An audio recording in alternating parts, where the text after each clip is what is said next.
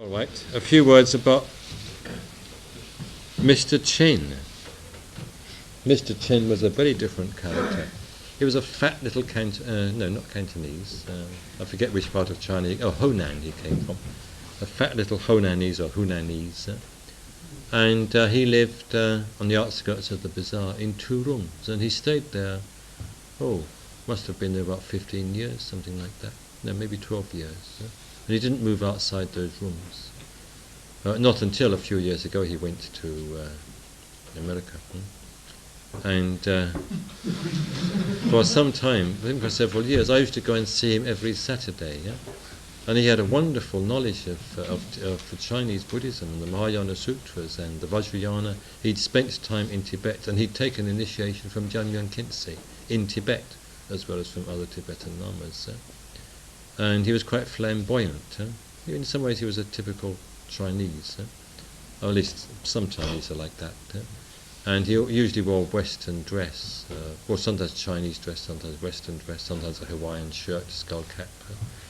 And he spent most of the day in meditation.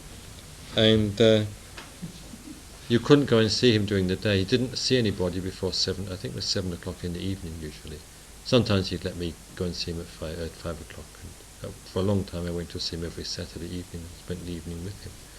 And I learned a lot from him about Chinese Buddhist texts, Chinese Buddhist traditions, about Taoism, even Taoist yoga, the Vajrayana, meditation. Also, he was a mine of information and had practiced many, many different teachings and traditions. But it was very difficult to understand him. He spoke an extraordinary English. His command of English was good, but the pronunciation was awful. And only if you knew him very well could you understand his English. To some people, some English-speaking people, it sounded just as though he was speaking Chinese. And he was very, very visionary. He was always having visions, and almost every time I went to see him, he had a whole plethora of visions to relate to me. And deities of various kinds that had come to see him, and offerings that he'd made them, and conversations he'd had with them. It was almost like William Blake, on a much grander scale. And he was quite extraordinary. He was very excitable, despite all the meditation. Well, maybe because of the meditation, bubbling over with energy, and talking very sort of vigorously and with great enthusiasm about everything, real sort of drive. But you had to be able to sort of take him, if you see what I mean.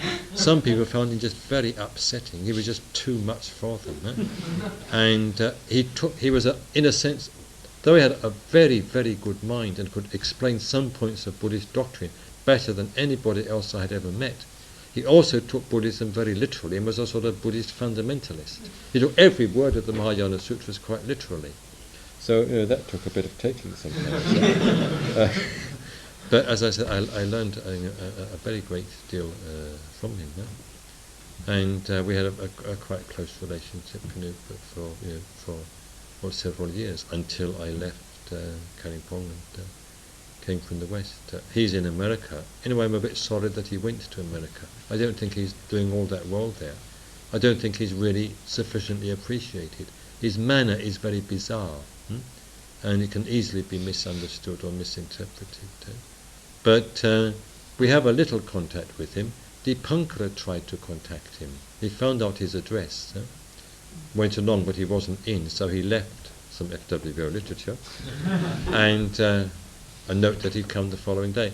He went the following day, but as he arrived, Mr Chen was about to leave by plane for some other part of the US to give a talk somewhere.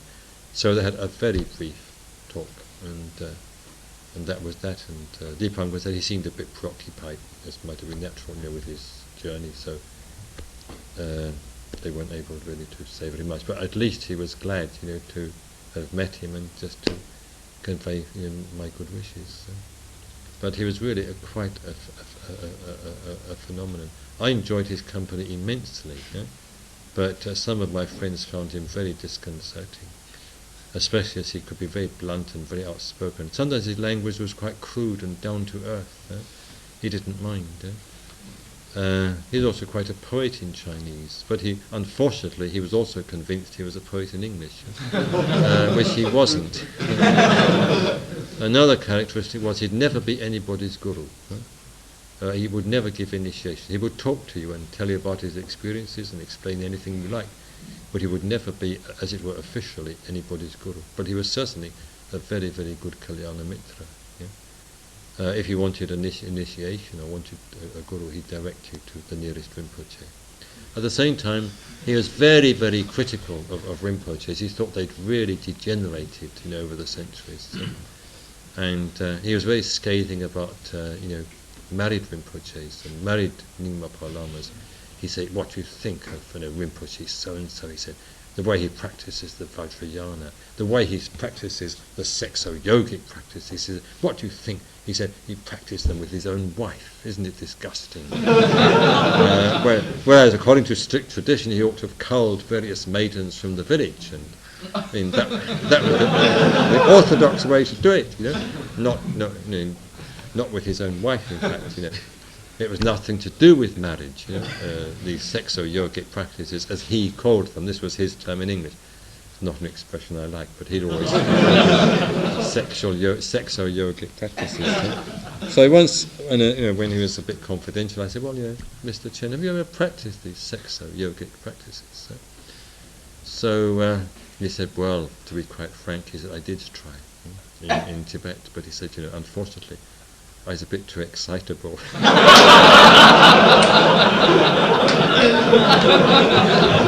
So he said, I know all about them. And he said, I've got all the teachings from learned lamas, but I haven't really been able to practice them.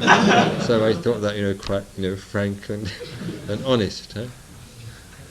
So he sort of approved them in theory, but regarded them as sublime practices which the degenerate modern age, including himself, wasn't really capable of. So for practical purposes, he put them aside. Yeah.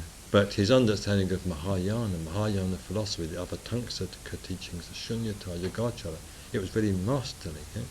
And it was quite a joy to hear him talk about these things. Such a clear understanding. And he'd read the entire Chinese Tipitaka, all 1,665, I think it is, works through twice. Yeah? And an excellent memory, and could produce a quotation or a reference, just like that. So he also was a remarkable combination of, I won't say the scholar, but the very, very well-read and knowledgeable Buddhist and the yogi, like Jamyang Khyentse. So I considered myself quite fortunate that I should be in such close contact with two people who combined these two characteristics. They were yogis. They were very deeply versed in meditation with a great deal of experience of meditation. At the same time, they were very widely read men. They knew their Buddhist literature. They were quite cultured men. Yeah? So I appreciated this very much. But